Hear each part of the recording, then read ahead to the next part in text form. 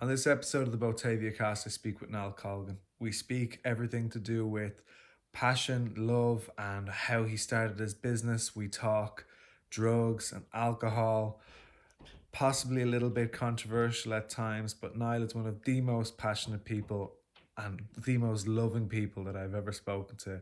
He's a really great guy, and I hope you enjoy listening to this as much as I enjoyed recording. Niall Colgan, how are you? Adam, how's it going? Very good. Here we are. It took a while, but we got there. Yeah. So let's get straight into it, Niall. I want to know why you started hairdressing. Okay, well, first of all, school was a bit shit, right? Okay. Like home life was a bit shit, school was a bit shit. 15 years of age are like fucking, things are tough. And I suffered a little bit of bullying in school, not physical bullying, but more psychological bullying, Okay. And one day I just thought to myself, learning in that way wasn't for me, just was not for me. I just didn't enjoy the study part of things. My dad was the registrar of the University of Limerick, and founder member there, and the pressure was on me to be an academic, Okay. So Okay. there was a lot of pressure at home for 3 hours study a night and shit like that, Yeah. So I didn't conform to that. I suppose I rebelled a bit, Okay. And one day in school, I just decided, fuck that, I was out, and I stood up in the middle of a class and I walked out the door, and I didn't know what I was going to do. But the lucky thing for me, Adam, was that I was kind of the dark sheep of the family. So I was already DJing 3 nights a week when I was 15 in Limerick. Okay. And I was working on Saturdays and Sundays. So I was earning enough to not have to go to school and, Okay. believe it or not, to live away from home. Very good. So the thing was, if I left school, I had to leave home. So I did both in one day. Nice. And so that was, I remember it was a Thursday, right? And I went to stay in a friend's for a week as I looked for a gaff. And I found something on Wolfstone Street in Limerick, and it was £17 a week. And I was DJing 3 nights a week. Everybody thought I was about 20, Yeah. And so I was trying to figure out what I do, and I went to this. I didn't have a clue, I went to this guidance counselor, and I said, "What do I do here?" And she said, "Well, have you thought about doing hairdressing?" And I said, "No." And she went, "Well, I know this guy, Hugh Campbell, and he's got a salon that's very busy." She said she called him, and he told me to come up to the salon. So No way. I went up to the salon. I'm 15 years of age. I go into this world I'd never been in my life. I'd never been in a hair salon. My mother had been cutting my hair. Yeah. I didn't know what they were about. I didn't know what they looked like. It was complete. And this place was packed, absolutely packed. So he left me sitting on the couch for 4 hours. Okay. And I sat on the couch for 4 hours. And eventually he came over and sat beside me. And he said, "So do you want to be a hairdresser?" And I said, "Yeah." Because I had 4 hours just to watch him, because I knew he was the boss. Yeah. And watch him interact with people. I mean, he actually left me sitting there for 4 hours. Yeah. Right? And eventually when he came and sat with me, I was mesmerized. And he said, "Do you want to be a hairdresser?" And I said, "Yeah." And he said, "Right, be here Tuesday morning at 9:15. No way. And that began a 20-year relationship. Between you and Split him Hugh. for 20 years. 20 years. Wow. Amazing, isn't it? That's, time flies when you're having fun now. Yeah. It wasn't all fun, but Yeah, absolutely. That's a really nice story. And obviously, well, you clearly loved it to stick with him for 20 years. Well, the good thing about it was that, like when I had left home, I had been cut out, Yeah. And I suppose looking back on it, like if one of my kids were 15, could you imagine cutting out your kid at 15? You know what I mean? Yeah, nowadays you'd be child Nowadays, services and everything be all over you. yeah. Nowadays, the 15-year-olds can't butter their own toast. Do you know what I mean? They don't know where the Nutella is. Yeah. You know, it's Yeah, a fact. this is true. And then, like, I suppose I was just super, super independent, you know, and like, you know, who at 15 is DJing in clubs in the city, do you know? Yeah. And you know, so the great thing about Hugh Campbell was that he made me feel like I was going to be worth something. You know what I mean? And he took me under his wing, and that was, and I suppose A I characteristic of a great leader, that. 100%, 100%.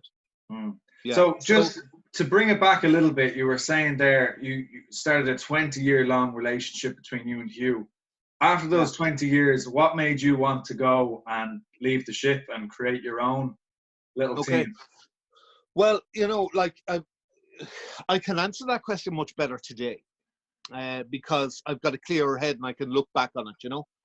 And the thing about that was I started as a junior there. Okay, I started fresh junior, and the way the system worked, I suppose I'd gone up through the ranks. I'd been, you know, been a manager of the salon, one of the salons, and everything like that. But I still felt like Hugh had terrible loyalty, you know what I mean, with his staff. So there were many people there longer than I was. Yeah.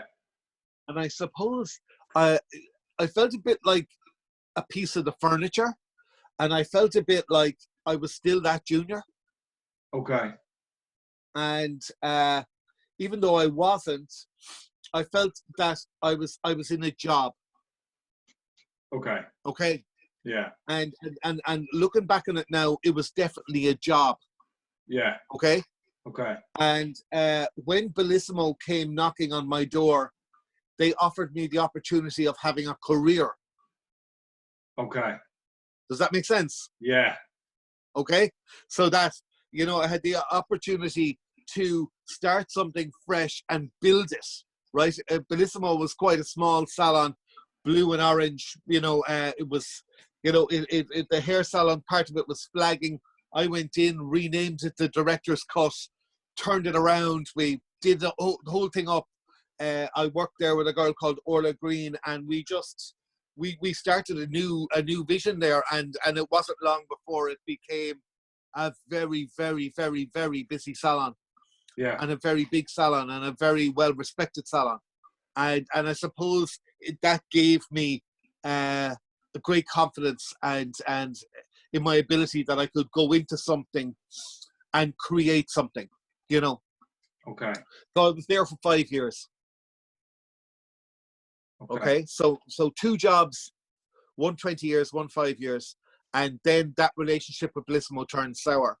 Turned sour due to my own personal behavior, due to various different things. Do you know what I mean? I was, I suppose I was a loose cannon, you know, even though a very, very hard worker, a very, very busy hairdresser, worked like a machine day in, day out, completely consistent in my role, you know.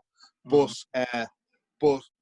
you know, as in like great haircuts, great clients, communication, you know, but as a leader, which I was meant to be, I wasn't leading by example in other areas. And that relationship turned a bit sour, you know. So I found myself in February 2009 out of work for the first time in my life. Oh my God. And yeah, we had that relationship ended on the Friday the 13th of February 2009. Wow. A date I won't forget because it was life-changing experience, you know. And obviously. So would you believe that, like, I didn't know what it took to open a hair salon. I didn't know how to do it, but I knew that the only way forward was to open my own salon. Okay. So I did, and I set about it, and things fell into place for it to happen for me, and I opened Niall Colgan Hairdressing on the 11th of June that year. That year, so 4 months later. Yeah. Wow. Yeah, and I opened a world-class, beautiful-looking salon overlooking the River Shannon in 4 months, and Uh, and then began the most turbulent relationship of my life, if you like, right? Oh, I've heard all about it now. Yeah, a turbulent relationship. Okay. One where I was in a leadership position with no leadership skills whatsoever. And like for anybody, and this is a very, very, very valuable lesson for young hairdressers that want to think that they might want to go into business. If you want to open your own salon, if you have that vision, if you have that dream, get yourself educated in business. Get yourself educated in leadership. And you know how you do that? You do it for free, because it's all over the internet. It's all over Audible. You can read audiobooks. Get yourself coached and skilled. Learn what it is to be the. Now, nothing is ever going to be an easy ride, okay? And if it is an easy ride, it won't lead to success. If it does lead to success, it's a false success, because it's only failure, right, that's going to get you there in the end. So as long as you take that failure and you take them as lessons and you learn from everything, is the way you're going to actually make it in the end. So realistically, right, for 9 years of Niall Colgan hairdressing, it was a fucking car crash. Okay? Now, I say that, right, and people look at me and say, you're too hard on yourself, okay? But if I was to put my business today and my business then side by side, okay, they're two completely different animals, all right? But I look back and I don't regret those 9 years, because I lasted. I came out the other side, even though sometimes by the skin of my teeth, that the business was still there. Okay. And thankfully, I didn't give up, and at times I felt like giving up. And so a valuable lesson for youngsters: there is going to be plenty of mistakes, plenty of failures along the road. Life is not an easy path, but once you embrace these things and you come out the other side, and the other thing I did was, Adam, I started too big. I'm not saying the salon was too big. The salon, 16 workstations, 1,750 square feet. I think the salon wasn't too big, but I should have started with 5 staff, not 12 or 13. Okay. Had I started with 5 staff, I think it would have been a smoother ride. Okay, because it would have been a tighter knit team, people that had I narrowed it down to 5 people, I think it would have been an easier path. Not easy, but easier. Okay. Easy to look back on those things with an eye now, rather than doing it then. So again, you said something about being your own worst critic, which is indefinitely true. But you got to the other side of it, Niall, and here we are. And here we are. Look, the last 2 years have been pretty spectacular for me, if I'm to be honest. My goals and visions were always very high, and I think you should always set your goals and visions very high. I totally agree with that. Yeah, like aim for something that you don't actually probably believe you can have. Okay? And believe it every day that it's going to come for you every day, and will us to come, because that will give you, like, I got my work ethic from Hugh Campbell. Okay.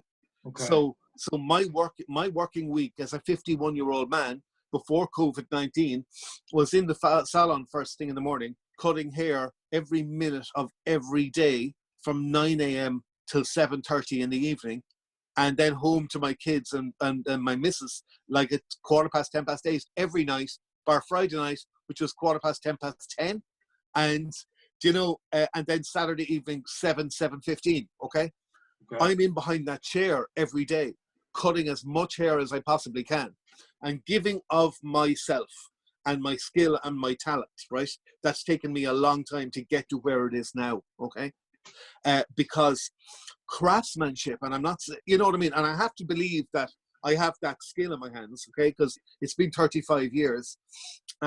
Craftsmanship doesn't come because you can do a couple of waves, a couple of nice boho waves and a little balayage, and a little 2 inches off the end of the hair, lift it up when it's dry and point cut out. Do you know what I mean? That is not hairdressing, okay? All right? In my opinion, that is like you see some people on Instagram and they've got 250,000 followers.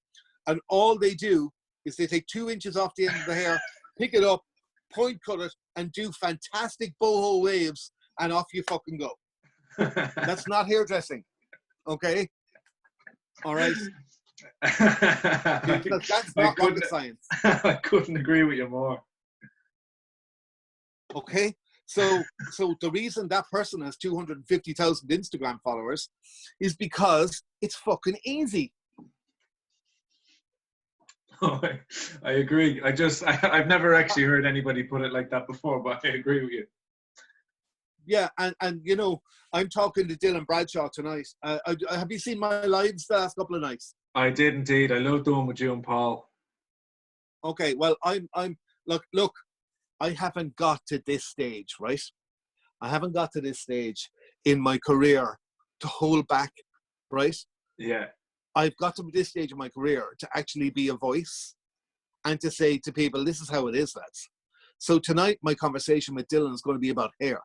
We're going to have a conversation about hair. Yeah. And you know, and I'm not afraid to say, and we've for my last two lives, I gathered a huge audience for the two of them, right? Which was incredible. Like, you know, the audiences are quite difficult to get on Instagram Live, and we had massive audiences the last two nights. So tonight, I'm going to be saying to the people, right? Hairdressing isn't taking 2 inches off the end of somebody's hair and giving them a point cut with beautiful boho waves. I'm glad that well you'll get to say that before this goes up. So I'm glad that you get to do that tonight on your own channel. But I'm looking forward to that, and I don't think there's any better man than Dylan Bradshaw to talk real sit down hair with. So nice, very nice. Yeah. Now I wanted to ask you something. You said something just when you were talking about when you were leaving Hugh Campbell's, and you said that it gave you the confidence to go and be a leader and go and set up your own team 5 years down the line from there. Yeah. I could be wrong, but I picked it up as if you were insinuating that you didn't have the confidence before you went to Hugh Campbell. Well, no, I did before I started hairdressing in full stop. Mm. Well, look, the simple fact of the matter is, like, when you have a difficult childhood, right?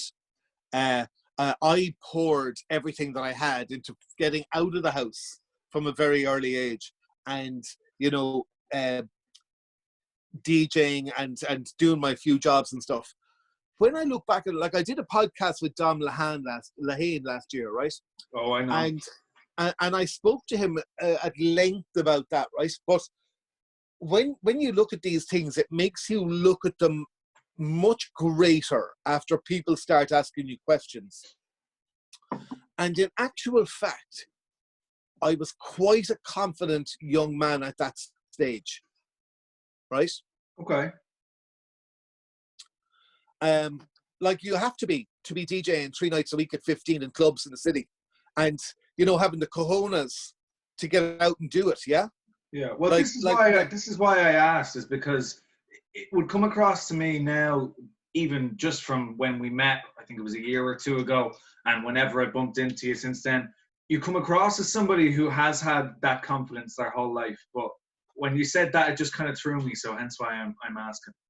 Yeah. So there were many reasons, right? Many reasons and issues that confidence wanes. Okay. I think my confidence with women was very poor, right? And, you know, due to setbacks and a couple of bad relationships, you know, I turned to drink and drugs, you know, and became a major part of my life. And there's a couple of very, very important things to remember about drink and drugs, okay?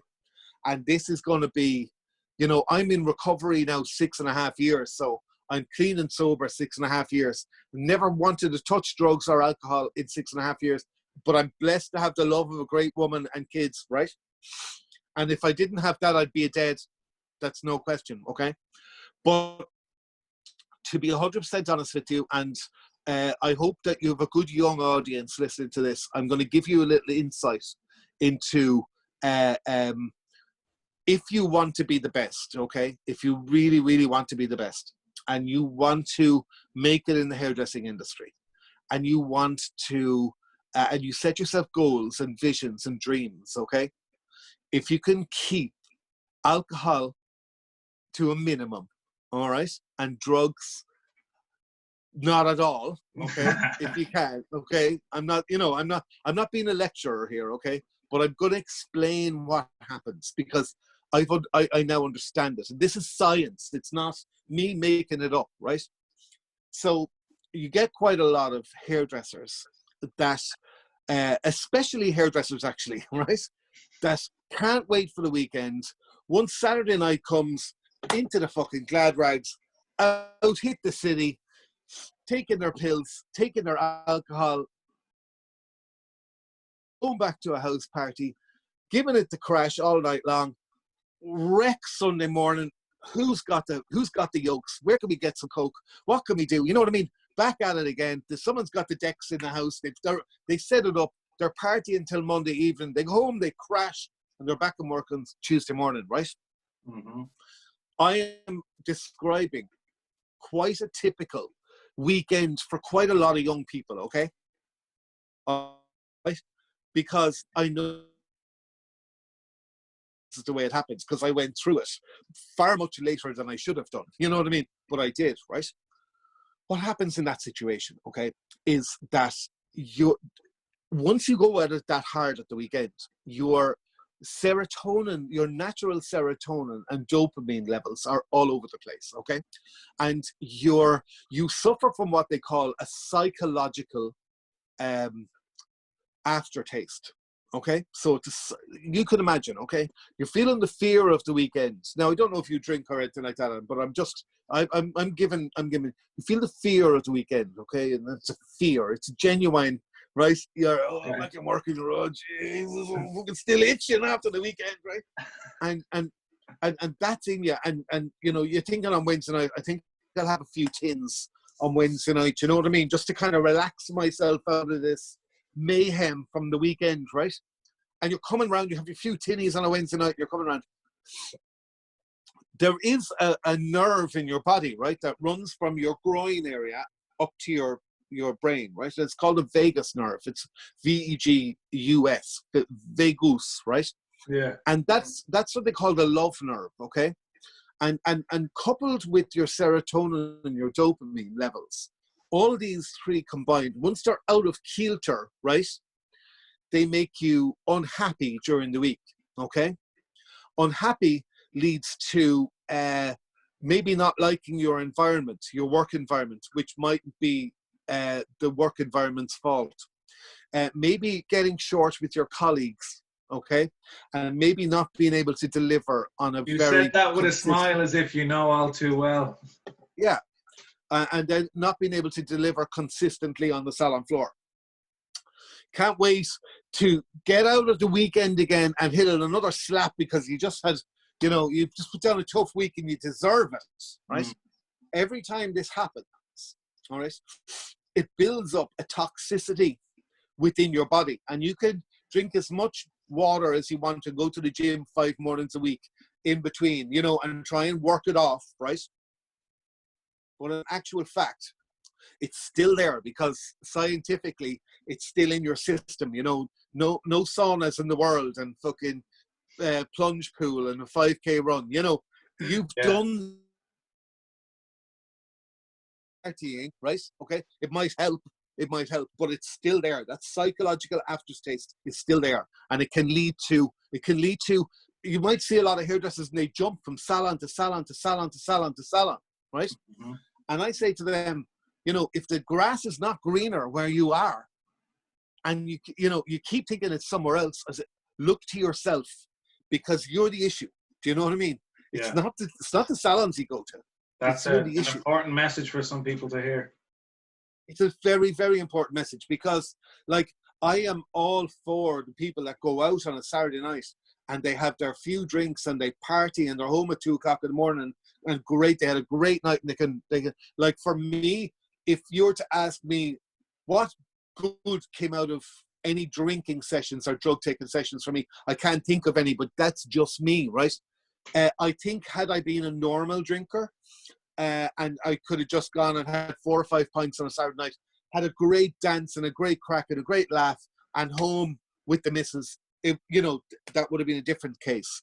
But I probably went too far, always drank too much, and then when drugs came along, and of course I was the house music DJ, so I was like, do you know what I mean? So I was the one at the top with 600 people in my club, all fucking looking at me, boom, boom, boom, and the club bouncing, you know what I mean? And like, I was caught up in it big time, you know.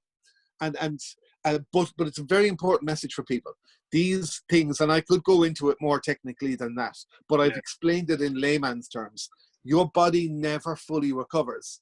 And if you're in a salon, okay, where there are staff in there that are toxic, and we know what toxic is. Do you know what toxic is, right? Where someone that backs at you, speaks down to you, get me this, you know, the leader is ratty, okay? The leader is dismissive. You know, anybody that makes you feel that they are better than you, right? And that you're not good enough for them, right? And anybody that has that sort of, like, I've said this, and I said this to Dom, and I've said this in other podcasts I've done and lives and stuff. Ego is born from wound, okay? From wound. So people that are egotistical in the salon, that think that they've conquered the world, yeah? Okay? I know, Do you know them what I'm all talking too about? well. All too Okay. well. Yeah, okay. So all I have to do is that. And you know, like, all right? Look, you're too young, you're too passionate, you're too ambitious, you're too talented to put up with that shit. Do you know why? Because it is going to stunt your growth in the industry. Okay? And a salon is only as good as its weakest link. All right? So these are things that I've learned down through the years. Your salon is only as good as your weakest link. So if you've got somebody on that team that isn't firing on all cylinders, doesn't want to be there, fucking hates their job, thinks you're a piece of shit, and tells you all the time that, you know, or criticizes your work in a negative way. Do you know what I mean? Rather than saying, Adam, do you know what? You did a set of lights earlier in the week that was better than that. Okay. Do you remember? Do you know that kind of thing? Okay. Rather than going, that was shit. Yeah. That was shit. Don't give me that. That was shit. Do you know? It, like, hairdressing is an exceptionally wonderful career. All right? It really, really is. And I've discovered in the last 2 years that it's a career where you can have a team of superstars who are all firing on all cylinders, who all want to be there, who want to be the best that they can possibly be when they're led properly at the top. Okay? I'd never experienced that in hairdressing before. Not in Hugh Campbell's, not in Bellissimo, not my own salon. Until I learned from all of my mistakes. And I was able to put my vision in place with my team. And I was able to develop and nourish the team that I have today. The team that has taken me, if you look at our Instagram, the level of work that they do is unbelievable. All right? The hair I've had in-depth looks, I'm well aware. The hair they put out is, and I look at everybody's Instagram in the country, the hair they put out is the most consistent, brilliant, diverse, grid of hair. Because you can look at everyone's Instagram in the country. And I said to them, we're going to be this, I said to them. We're going to be diverse, we're going to be different. And I told them that I'm going to record everything that I cut. So I actually put up 3 or 4 haircuts a day on Instagram that I do on my clients. They're not workshop haircuts. They're not doll head haircuts. They're this is how I cut hair on the salon floor, you know, and I'm not afraid to show it because, and I said to them, our salon has to be about the cut first and color second. Okay. So many salon owners come on to me and say, how do you take such beautiful pictures of your work? First of all, we don't use a ring light because a ring light gives up a false color. All right. It makes the color sometimes, I believe it makes it look too, it can make it look too good. Does that make sense? Too done. The blue light gives off a kind of ashy hue. Yeah, yeah. And you can cool it and warm it. So you can actually change the color with the ring light. Yeah. Okay. So I stopped that. Initially, we bought a ring light and I stopped that, right? I said, I want only natural pictures and natural light. All right. And if you look at the grid and you'll see that it's almost all about the haircut first on my page, right? What I said to you earlier on about the 2 inches off the ends and the point cutting, that's being done at the moment by the majority of hairdressers. Okay, I'm afraid to say that. I'm going to get so much shit when I say it tonight, but it is absolutely true. It's absolutely true. The hairdressing we're seeing is this hairdressing, okay? And we have forgotten our hairdressers aren't given the time to deliver workshop quality haircuts on salon appointment time, which is what I do, okay, every time. So therefore, I'm not afraid to record it and photograph it. The guys on my team, they deliver workshop quality hair every time. So if you have a haircut that is over texturized, okay, that is weak, and you do a beautiful color on it, and someone goes and blow dries it, and you go to photograph it, if that haircut isn't done perfectly, the photograph's going to be shit. All right? So salon owners get on to me all the time. Why are our photographs shit? And I say to them, it's because the haircuts are shit. I'm glad you do, and I have no doubt in my mind that that's exactly what you say. Yeah, the haircuts are shit because the haircuts, right? They are, no matter how well you style it and stuff like that, it might look beautiful in the chair. The lady might be going, oh, absolutely amazing, fabulous. But photograph it, the flaws come up. Okay? They do. All right. But if it's cut to perfection, like, do you cut hair, Adam? I do indeed. I do it all. I do the cut and color. Okay. So a lot of hairdressers, they believe texturizing removes weight from hair. Okay. No, it totally doesn't. It totally doesn't. But a lot of hairdressers believe it does. What texturizing does is it breaks up weight. All right. So hair needs to be cut first and foremost. Like, we need to consider ourselves to be, architects, builders, and interior designers. Okay. So that you put your plan in place for everything that you do. I don't color hair. So you have to put your plan in place for the haircut and for the color. But the haircut needs to be most important, okay? Because hairdressing starts and finishes with the haircut. And I got into massive trouble this year, right? I stepped on so many toes this year with a couple of vlogs that I did. People got really upset and pissed off and wrote to me, how dare you, and everything, right?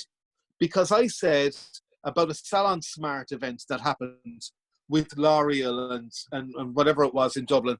They had all these speakers on, including people that I've spoken to this week, right? And although they respect me and we talk about these things, right? They said that there has never been a better time in our industry to put color and styling front of center. And I went fucking ballistic.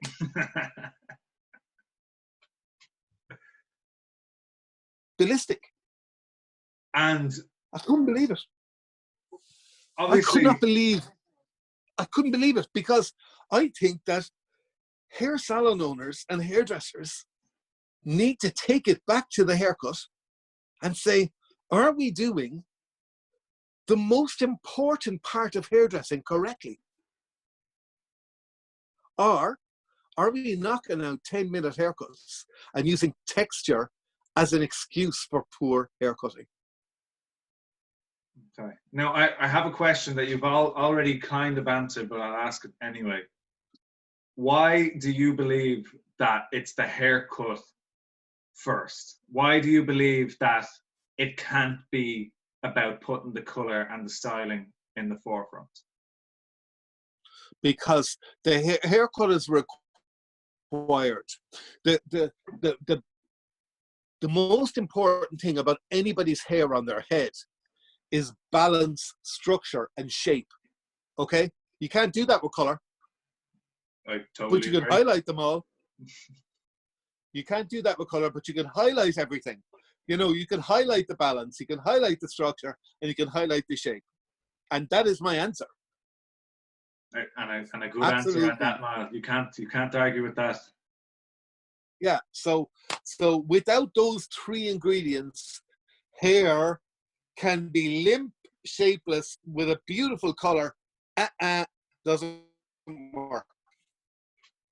People might admire the color, but it's lacking. It's, you know, it's lacking. And like somebody said to me once, hair cutting isn't rocket science, and I said, I'm sorry, mister, but it is rocket science. I like that. It is rocket science, because when you take into consideration sectioning patterns, head shape, different bones, you know, face shape, over direction, undercutting, disconnections, everything like that. If you make the decision, and I know that there are so many hairdressers out there that just have a clientele and they all have their hair that length with a beautiful color, okay? If you go down that route of just 2 inches off, point, lovely color, out the door, banging, right? If you go down, hair cutting is not rocket science, because I could teach my 9-year-old to do that. Yeah. Yeah, I could. No, 100% I could. Yeah, definitely agree. And absolutely, you could definitely teach anybody to just do the one length, but to learn the ins and outs, the face shape, the way to get things to suit people and everything else, I absolutely agree. And I am also a believer of having the haircut be first. But I just wanted to hear your take on it, because that's what you're here for. I think it's of huge importance. Actually, sorry, it's not of huge importance. It's absolutely everything. Okay, it's front and center, and colors here and stylings here, right? And they're waiting on the sides to come in and join the center, right? When you got them all those three on point, well, nothing's going to stand in your way. If you're not toxic, if you're not rude, if you've got a warm and generous personality, and you absolutely love bomb your clients, you're going to be a superstar. But I'm going to tell you 3 things, right? Okay? I'm going to tell you about 3 things. You have to make a decision at your age. How old are you, Adam? Only 22. Okay. So you have to make a decision at your age, right? What do you want out of hairdressing? Okay? Do you want to be a competition winner? Do you want to be a session hairdresser? Do you want to be a stage hairdresser? Or do you want to be a salon hairdresser that is recouping the absolute love and joy of being behind the chair every day and feeling the genuine relationships that you gather from that, right? You need to sort your head out, right, and decide where you want to be, because competition work, stage work, and education work can take from your salon experience. All right, you cannot let, like, if people in my salon want to enter competitions, I tell them they must spend 40 hours on that competition work. Okay, 40 hours, a minimum of 40 hours. If they want to be in with a chance to win, you go in there with a minimum of 40 hours. But I say not one of those 40 hours is available to you during your working week. So those 40 hours have to be made up on your day off or Sunday, okay? And if you're passionate about being a competition hairdresser, that's how you learn. So I'm not going to give you from 1 to 6 on a Tuesday to work on your competition model. It's not going to happen. From 1 to 6 on a Tuesday, you're behind the chair. Or from 1 to 6 on a Tuesday, you're in the salon and you're delivering the way I want my salon to be delivered to, okay? If you want to be a competition hairdresser, you do this, all right? And then if you want to take it further than competition hairdresser, you look at it further down the line. But don't let yourself be, like, you already split yourself in 3 ways, okay? You cut, you color, and you style, all right? Be very, very careful about what else you choose to split your ways, okay? Do you want to be a craftsman at those 3 things? Be a craftsman at those 3 things. Put every part of your heart and soul into those 3 things, okay?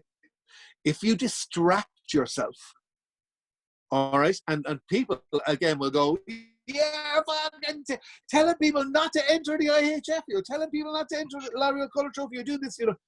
It's often wrought with disappointment, okay? All right, because it's down to what one goes, you're both fantastic. I was listening to Paul Stafford do a live the other night, right? And I love Paul. I think he's absolutely brilliant. And he was describing the excitement of doing a haircut on stage and describing the excitement of watching his show happening, right? Do you know? And I could completely feel that excitement, but I felt that excitement about cutting a client's hair and watching her being photographed by my apprentices at the desk. I felt that same excitement. If you don't absolutely, like, do not follow your passion, okay? And that's something that I am going to, probably write a book on, okay? Don't follow your passion, because you can't be passionate about something unless you're very, very, very good at it, right? You can be passionate about football, okay? You can be passionate about darts. You can be passionate about, you know, but if you can be passionate about hair, but until you're really good, until you feel that you're at a craftsman stage, will you actually understand what the real meaning of the word passion is, okay? So a lot of people feel when people say to them at 15 or 16, go follow your passion, right? It's the worst advice. It's called the passion hypothesis. Don't do it. You know, go graft. That's what you do. You go when you find something you think that you might be able to get into. You don't have to be passionate about it, my man. You just have to think, oh, I might get into this. I might. You be so good they can't ignore you in whatever fields that you're in. Whether that's sweeping the floor or making coffee, you make the best coffee you can. Sweep the floor, you sweep it the best that you can. Wash hair, you wash it the best you can. Do you know why? Because women will come back and say, you washed my hair so beautifully. Here's €5 to get yourself your lunch. Yeah? Yeah. So no, be so good they well. can't ignore you. Yeah. Be so good they can't ignore you is my policy for the salon, right? It's my policy for my team. It's what I say to them every single morning, okay? And it's what I hashtag on every single piece of our work. Be so good they can't ignore you. Teamwork makes the dream work. Best salon Limerick, okay?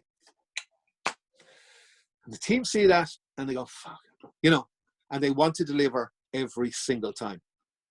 Niall, that is a beautiful, beautiful message. Like everything about that. And I'm sitting here beside your face. I've got a little list of questions, and I can't even try and ask you any of them because everything that you've just said has blown all of my questions out of the park.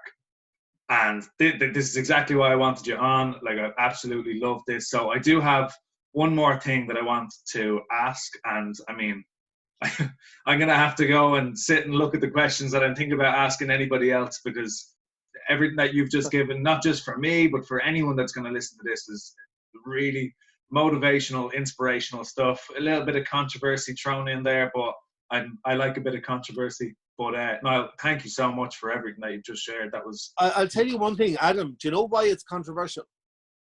Why? Because it's true. Again, I love a bit of controversy now, so I can't disagree with you. I can't disagree with Yeah. you. So my last thing, obviously, we're in a bit of a lockdown situation at the moment. We don't know when we're going to get out. Do you have any recommendations for the people at home that are listening to this, or just anybody that might even see a snippet of this? What are you doing to stay happy, stay positive, and do you have any recommendations for people at home to do something? Yeah, I do. So I'll tell you what I do, okay? So I find subjects that I love and podcasts that I love, right? And I make sure I get one of them in every day, okay? I subscribe to Audible, okay? And I read a bit of an audiobook every day, generally surrounding leadership, passion, motivation, stuff like that, right? I spend time with my kids and Mealy. I eat well, and I spend quite a bit of time on social media accounts that I love. Okay, Daniel Joseph Muldoon, Fashionista Passionista, Mike Varela, the Kingly Hair Group, Mazellan Palmer, Lucian in Poland, and I watch a ridiculous amount of hair being cut, which is like bizarre. Okay.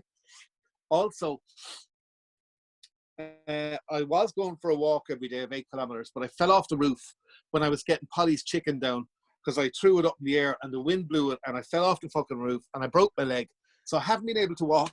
So instead, now, as I mentioned to you, are you still there? Yeah.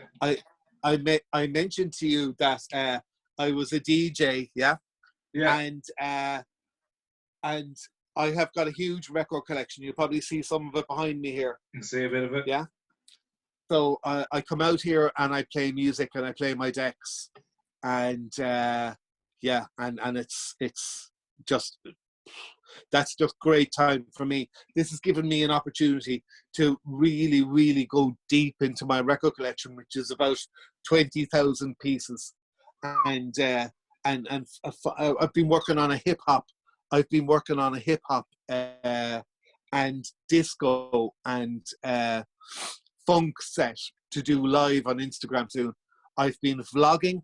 I have been doing lives. And yeah, so there's lots and lots of stuff. I haven't allowed myself to be bored at all at any stage, and I'm really, really enjoying this to reset as a person. To, like, can you imagine? I never expected to have this time off ever in my entire life. You and me both. And so I'm making the most of it that I possibly can. Don't get me wrong. I'm a pain in the arse to my partner Mealy. I'm under her feet. I'm listening to audio books and I'm watching the news and you know what I mean. And now I'm an invalid.